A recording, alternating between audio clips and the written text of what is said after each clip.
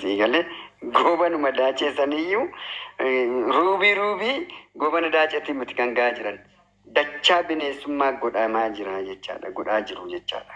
Amma eenyumaa komachuu hin dandeenyu, goomachuus hin dandeenyu.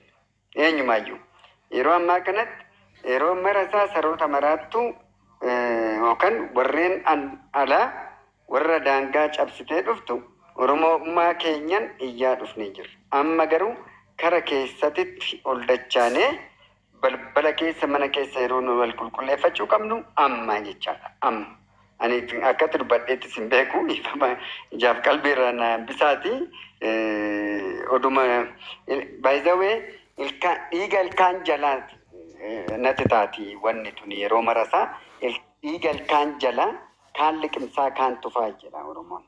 Kaan liqimsaa kaan tufaati. Lafa baqaqsaan bonaa sanee sardoon qaxaxxisaadha lafa jalallawaa qambara bira darbeet irfii bira darbeet gindaas irratti cabsaa jedha. Kanaaf iyyuu aga danda'ama ta'een amma garuu daangaa darbee jira. Kabajamu Dr. Darajjeenis hin gadda mana wayiitti mana kiyyattaa ta'u mana kiyyatti natti fakkaata wal falmee turre waa'ee dhimma tuulamaa kanaan wal qabatee ijoolleen baalagee zaraxoon lixii dugdee kuuftee humdi ishii gadi baatee albaatu kana sir'aata godhachuu qabdi jechaadha. Sir'aata godhachuu qabdi. Harka lamaa sadi mana faranjuu irrattis itoo faranjuu jedhamu san irrattis na qonnamee jira cabseen jira keessa. Bakka itti darbu irratti ofii kiyyaa tooppik godhee gadi hin ba'u malee tooppik ta'ee bakka irratti haasa'amu irratti faallaa keenyatti irratti duubatti hin deebi'u. Baddi malee saree ijanni qabi. Ani aanan hundeessee kanan hoogganaa jiru waldaa akka Itoophiyaatti jiru waldaa hojii gamtaa ta'u malee mataa ol qilleensa dhiiroo. Mataa ol qilleensa. Abiyyuu gadi ba'ee bashaashaa yaama bar mandara itti gadi dhalate bar mandara itti dhalate yaama bar abiyyuu sudhaate. Sigalee kaadiree mati ani eenyumaayyuu mati ammaal ta'e afaan na qaba. So ammaan booda nus peetishinii guurree jirra akka kan keenyatti har'as hirruman oole laayifittis gadi baane guyyaa har'aati irrattis gadda irraa kanan galchee jiru peetishinii bifa lamaan galche. Tokko dhimma gaafii Finfinneedha. Eenyumaayyuu hin laallatu calqabayyuu ajandaa ta'ee dhiyaachuu hin qabuyyuu Oromoof Oromootu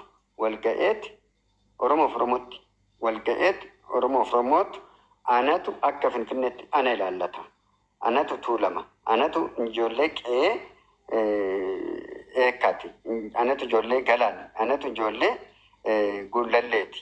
Anatu ijoollee qe'ee kanaati jedheeti haasa'uu qabaayyuu malee lakkii nus keessa jirra jedhanii warri kunis irratti haasa'uu qabama malee waa'ee marii biyyoolessaa marii nagaa biyyoolessaa hagaraawii ምክክር ኮሚሽን jaarsolee waggaa 75 fi waggaa 70 daldeessa jedhe sila sanyiin hodaadha.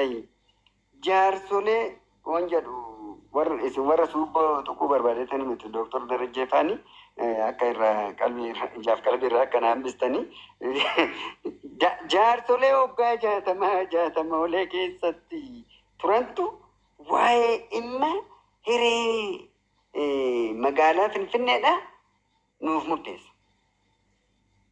Hiree magaalaa Finfinneedha nuuf murteessa.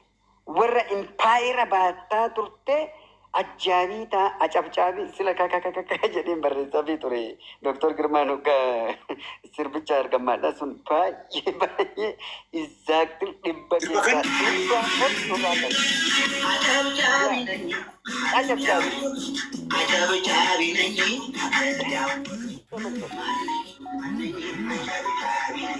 Malam godha beekas sibani beeka acabcaabii kunoo nyaatu nuyi dhaabbanneeti ibidda ibsaa fi turre bar kurraasi akkatti qabdiifi barii warra naftanyaatuuf akkatti qabdiifi warra dur garbummaadhaan kurraasii qabne dagashaarra godhannee qabneef yoo isaan nyaatan har'a ganaa Ani eenyu kan jedhu san hoggaa hojaa banannee teenyee haasa'uu qabnu irratti hayyuu alaaf keessa jiru teenyee abboomamne waliin teenyee nuti keessatti haasa'uu kan qabu irratti wal dhidhiibdi.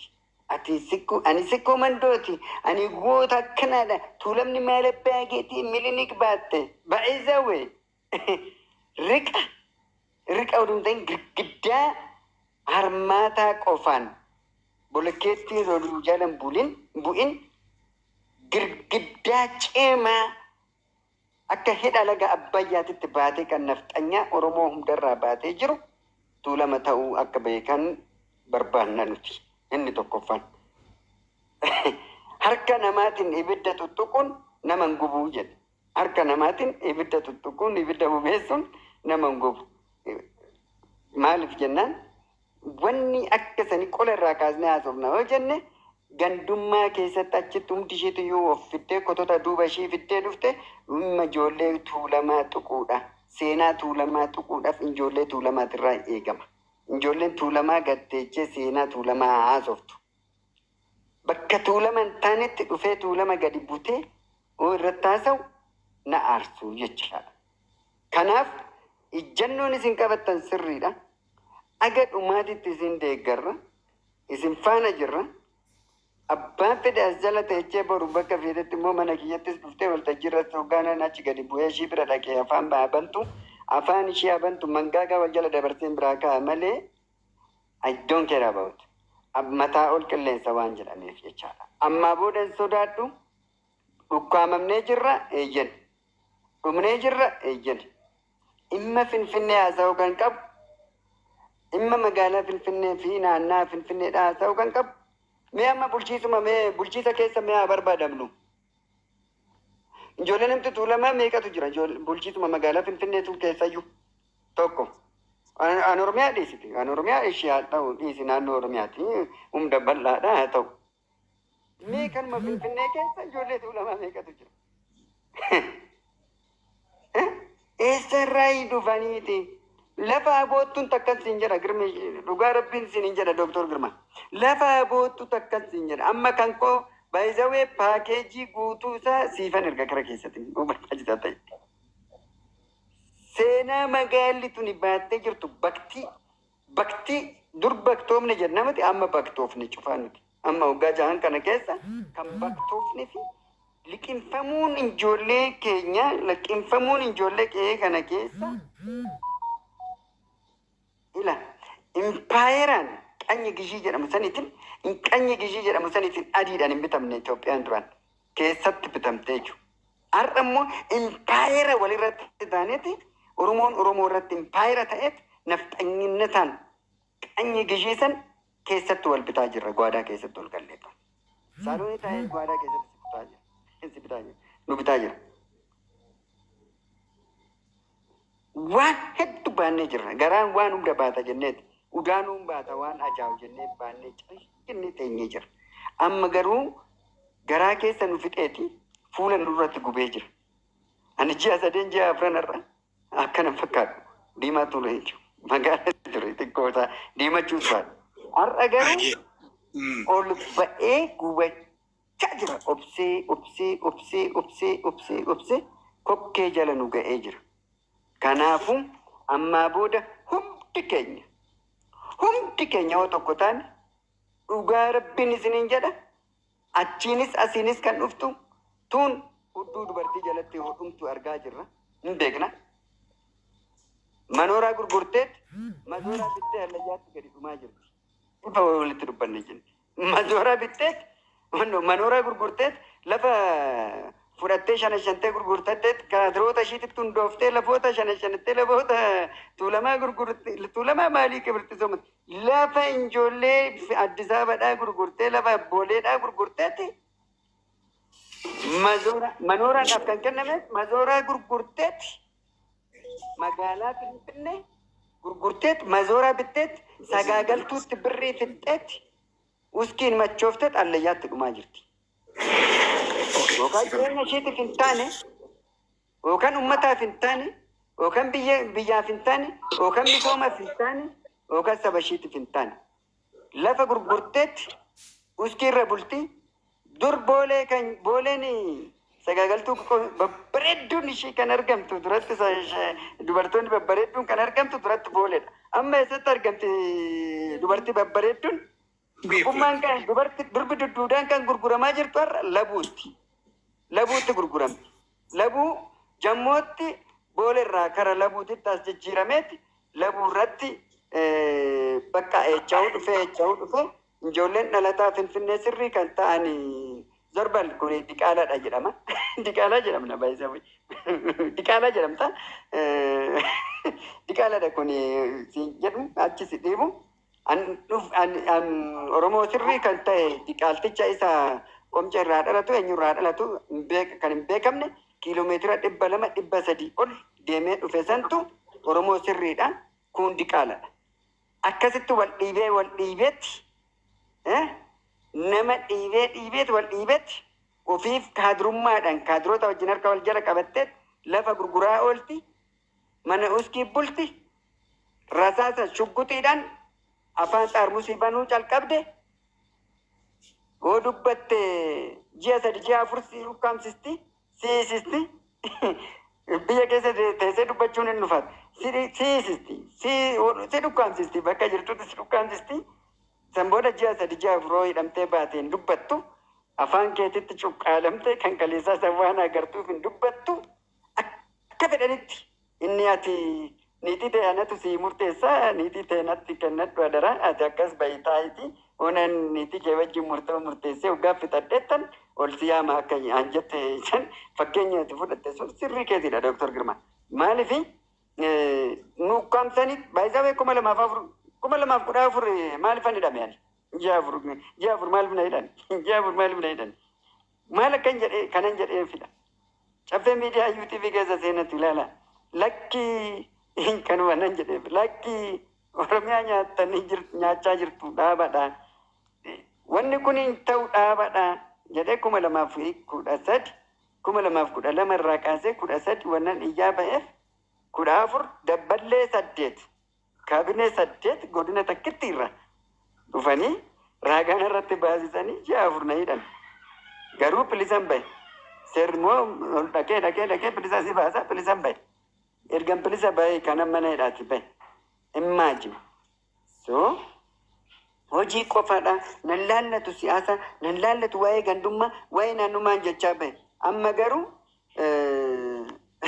nakishiin nakkaa fincaa simmattaa hin alaksan lakkaa jedhe. Sigalee sirbii warra bashaadha. Funyaanoodhaan maaltu bu'a? Ija bu'a. Amma kara biraa bututee dhufe funyaan bira naga'ee jira jechaadha numaayyuu. Kanaafu waa'ee mootummaa maaluudhaa jedhamu oduun ta'in amma dubbii waa'ee mootummaa waa'ee bilchiginnaa oduun ta'in dubbiin waa'ee bilchiginnaa waa'ee mootummaa oduun ta'in waa'ee jiraachuu dhiisu eenyummaa keenyatti. Kanaafu ammaan booda kan jiru irratti garuu numma kanne taanan jennee jirra nuti. Ayyuu qabna. Ayyuu makanne taanan. Ayyuu ijoollee keenya makanne taanan. Waa'ee Finfinnee dhiisi. Waa'ee dhuma hiree biyyattii tanaa hin makanne. Nuyi baay'isawee masharaa mootummaa moofan kun abbaaf haa deebi'u jechuu qabna. Sanyii qaba. Tufamunaadha. Tufaadha. Sanyii qaba. Ijoollee qaba. Ijoolleen Haile Sillaasee jirti jedhamaa jirti miti maali? Ijoolleen Minilik jirti jedhamaa jirti miti sanyiin isaan an tufamunaatis humduun beekama waan ta'eefu haa deebi'u. Abbaadhaaf haa deebi'uudha. Warri seenaan duratti maaliif Shaabiyaadhaaf an duratti warri Eertiraadhaa gatee ba'e deebi'ee fi akkuma jiru kana hundatti ijoolleedhaafis lafti abbaadhaaf haa deebi'u. Magaallis haa deebi'u. So abbaa keedhaa qeetu irratti abbaatu irratti mari'ata malee keessummaan alaa dhufaan abbaan biddeenaa Oromoon kun yoom gooyyome sitti fakkaate sitti ani maali? Anaadha koo fuudhee humduu abbaa kootii jedha. Laalme abbaa biddeenaatiin abbaa kootii jedha. Anaadha kiyya fuudhe. Mootummaa ta'e humduu mootummaa kiyyaa jedha. Neebar. Anaadha koo fuudhee humduu abbaa kootii aduu jedha. Abbaa koo ta'uu hin danda'u. Abbaa biddeenaa koo abbeeraa koo ta'uu danda'a malee abbaa koo ta'uu hin danda'u abbaa bindeenaa kiyya. Haadha tiyya barbaada dhufe malee barana na barbaada hin dhufne. Akkamittan irra haadha tiyyaatiin abbaa kiyya jedha. Kun sirrii miti. Kanaafuu ammas taanaan wasiilan keenya nuuf mari'achuu hin qabani. Nuun ijoolleen hin jirra. Eessummaan keenya simate an nu laallatu nutu mari'achuu qaba. Baay'ee galatoo fayyaa ta'e Dooktar Sittar ol dhufa Biraanuu bira dhaqee by the way Minilik illee ijoolleen isaa argamanii kan jedhuun Minilik ijoolleen isaanii argaman illee aankoo barraa dhaqanii achi san bira eenyu beera zagee haa dhaqan malee asii Finfinnee keessaa hundeen qaban hundeen lafti kan gosa Oromooti so Minilik gosa keenyaa miti waan ta'eef na of galcha Biraanuu. Ay, aankoo barettis ta'uu ijoolleen isaatu hin jirti jedhama. No, naagaleera. 100% naagaleera. Kan jedhe tana malee naagaleera. Ijoolleen isaatu hin jirti jedhanii kan warra mutaa tufaa munaa dhiisiiti jechuudha eeyyeen. Dhugaadha naagaleera. Kan namichaas garuu adiraashaa isaa kennuu barbaade tan adaraa immoo galmi kun kan isaati waan ta'eef ijoolleen isaanii bakkee kana dirgoo qaban akka nuun hin jenneef. Biraanuu. Surra amma dubbachuu hin danda'u ni dhiifama karaarra hin jira. Tole ishee. Dooktar Darajje si bira dhaqee saniin booda ani bira dhaqu. Galatoome aniitillee wanna baay'ee jechuun barbaadu I think akkan ilaaletti hunduu attentionii kenneera. Wanti kun haala kanaan laallamuun isaa gaariidha. Caffeen faantis warri achi jirtanii attentionii kanaan wanta kana seriously hordofuun erguun ga'uu jedhanii callisanii ilaaluun furmaataa muti. Kanaaf wanti kun kan ka'e I think seriously ilaalamaa jira. Hunduu seriously ilaalaa akka jiru natti mul'ise. Kanuman jechuu barbaade baay'ee galatooma hundi keessanuu girmish baay'ee galatoomi wanta kana kaasu kee. Kuni yeroo hundaa ka'uu qaba. Amma achi seriously ajandaa godhannee wanta kana assasii gochuun nurra jira. Galatoomi waa tokko naa qabadhu Dooktar. Probably mana wayii keessatti mana biraa keessatti wal arguu dandeenya. Keessattuu bakka afaan Amaariffaa kana baay'ee nan naqa amma guyyaa sadeen kana boqonnaan qaba argamuun kun oolu. Yaadonni baay'een ni ka'u dhimma Finfinnee wajjin wal qabatee ni ka'u. Pretty much I'm happy with it. Keessatti argamuun bakkee kanatti hojjechuun baay'ee gaariidha. Gaafiin tokko ka'aa jira. Dhimma kanarratti akka nuti focused goonee hin dubbanne waraqata tokkotu jira kana cinaa. Genocide waa'ee genocide waraqaan wayii bahee jira. Waraqata kana akkamitti ilaaltan kan jedhamtu jira. Ani akkana jedheetan ofirraa deebisaadha. Waraqaticha laallee ani fookasiin koo asirra jira jechaa tanan jira. Dhimmi kun dhimma Oromooti. Dhimmi suni borus iftaanis waa'ee isaatti irratti dubbachuu hin danda'amu. Inni amma dursu kun kan uummata Oromooti. Dhimma uummata Oromoo kana waan collectively baasan isa san endorsi godhuu qabna akka Oromootitti. Let's do. Maaliif akkuma duratti siin jedhe sani Dooktar. Atu yaaddoo kaafteerta kan bara 1990 keessaa moo 80 keessaa sanaati 90 nuuf gaarsa akka faranjiitti jechuudha. Kaafte suni eeyyeen garaagarummaan isaa garuu maalidha sun leetii bahe. Kuni garuu erlii bahuun isaa kuni gaariidha. Maaliif jarumti kunuyyuu itti himachaa jirra yaa jaranaa bakka nuti jirre hin xaarinaa hoo ka'uu dandeessan just reverse godhaadhu dhaabbadhaa jechaa jirra. So kanaafuu hattuu wajjiniin waan baden barbaadani rakkoo dhumti biyya saniitu rakkoo Oromooti. Rakkoon Oromoo bakka hin jirretti waan biraa bixxiluun faayidaan qabu dinagdee dhuma gubdu dhaabbadhaatii wanta kana laala. Uummata Oromoo kan ga'u xinnaa guddaan jedhamne paartii odoo nafin beekaa odoo nafin dubartiin dhiirri hin jedhu manni barumsaa hundumatu balaaleffachaa jira. Bakka kun jirutti namoota humna dirgoo kaffaluudhaan bakkee kanarra fidanii asiin fuulduratti deemuun isaaniifis seenaa gaarii miti. Taatee gaariis miti. Adeemsi deemamus immoo isa xumuraati institutionalize godhu irratti deemamaa jira. Ta'ee jennaan Oromoodhaaf kun gaarii miti. Isaaniifis gaarii miti. Saba nu keessa jiruufis gaarii miti gara fuuldura. Yaaddoo guddaadha kun. Laalamuu qaba. Kanaafuu kanarratti dubbachuu qabna. Wanta kanatti xiyyeeffannaatti kennanii deebii kennuu qabu. Didanii fuulduratti deemanii ennaan gaangidii awqash katadaffash biraqxuu shaayikfaa jedhan jarumatu jedhe warra eessummaan keenya santu jedhee jechuukooti. Sani kana achumatti haalaalamu irratti haa dubbannu wanta kana qabadhuutu manaa deemisiin jechuu barbaadani fayyaanaa ta'e haa dhokoo ani.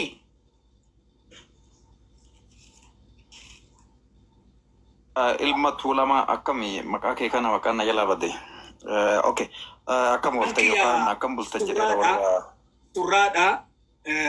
Maqaan kiyya kun immoo Girmaa. Surraatu Girmaa.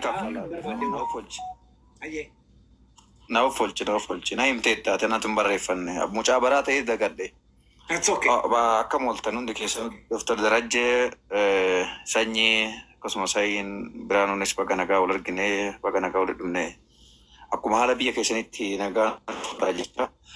Offoltiin liraa keddaa wal offollee gara offoltii keedda yoo daakeetanii yaada gabaabduu tokko Dr. Girmaasii kaasuu barbaada beektaa. Kaleessallee seeni kaleessa moo'ee seenuuf taanaan neetworkiin tokko na baasee atis na galchuu hin dandeenye. Wanni asitti mu barbaade. Okay. Deengadde. Kaleessa I don't know. Okay. Deengadde natti fakkaata. Waan tokko kanan si kaasuu barbaada. Asuma Darajjeenis jira. Wanni isinitti mu barbaade tokko. Guyyaa tokko Darajjeen jira natti fakkaata mana wayii kaasira yaada kana. Namoota lamatu waliin jira beektaa naa qabadhu. Namni lamaan kun otoo waliin deemaa jiran tokko maraataadha tokko fayyaa qaba. Maraataan kun otoo namicha fayyaalise yaadattee? Yaa maraataan sun otoo waliin deemaa jiru uffata lafa kaayee fayyaalessi bishaan takku gaafa seenu inni fayyaalessi maraataan sun uffata jalaa uffatee deeme. Sana booda namichi bishaan dhiqatee gaafa ba'u gaafa qeekiyyaatii waan uffadhu lafa kaadheeraa jedhee gaafa inni fiigee barbaadachuu dhufa immoo namichi jalaa uffatee deemeera. Namicha kanaan ammoo amma kamtu maraataadha jee namni itti fiiga. Namicha maraatee uffata jalaa uffatee gaara uffata irraa baasaa naa kennaa jiranii jee. Maal abboo asitu maraatee situ qullaa deemaa malee namichi kun nagaa qabaa jee. Wanni kana yoo narrative goote like theorize yoo goote implication of Oromo society keessa yoo goote amma Oromoon maraataadha moo fayyaalese jettee yaadda.